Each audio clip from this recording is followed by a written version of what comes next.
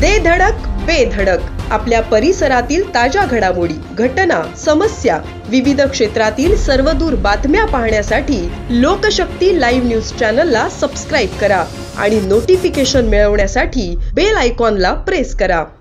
अलिबागमध्ये कमी किमतीत सोने देण्याच्या बहाण्याने 1,50,00,000 रुपयांची फसवणूक झाल्याचा प्रकार समोर आला आहे। या प्रकरणात मुख्य आरोपी समाधान पिंजारी आणि दीप गायकवाड यांना अटक करण्यात आली असून 2 पोलीस अंमलदारांचाही या गुन्ह्यात असलेला सहभाग निष्पन्न झाला आहे।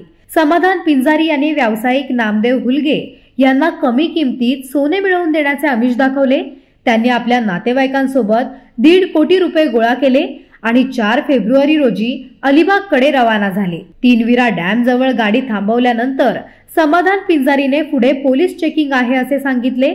काही वेळातच पोलीस गणवेशातील समीर म्हात्रे आणि विकी साबळे आले आणि फिर्यादींना इथे खून होतात असे सांगून झडती घ्यायला सुरुवात केली। या गोंधळाचा फायदा घेत दीप गायकवाडने इनोवा गाडी सुरू करून 1.5 कोटी रुपयांसह पळ काढला। यानंतर लागलीच पोलिसांनी पाठलागाच्या बहाण्याने घटनास्थळ सोडले आणि ते देखील फरार झाले।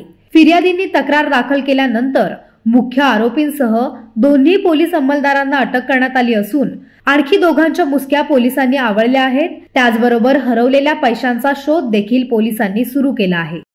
लोकशक्ती लाईव्ह साठी न्यूज ब्युरो अलिबाग। अशाच सच्चाई दर्शवणाऱ्या बातम्या पाहण्यासाठी लोकशक्ती लाईव्ह न्यूज चॅनलला लाईक करा, शेअर करा आणि सबस्क्राईब करा।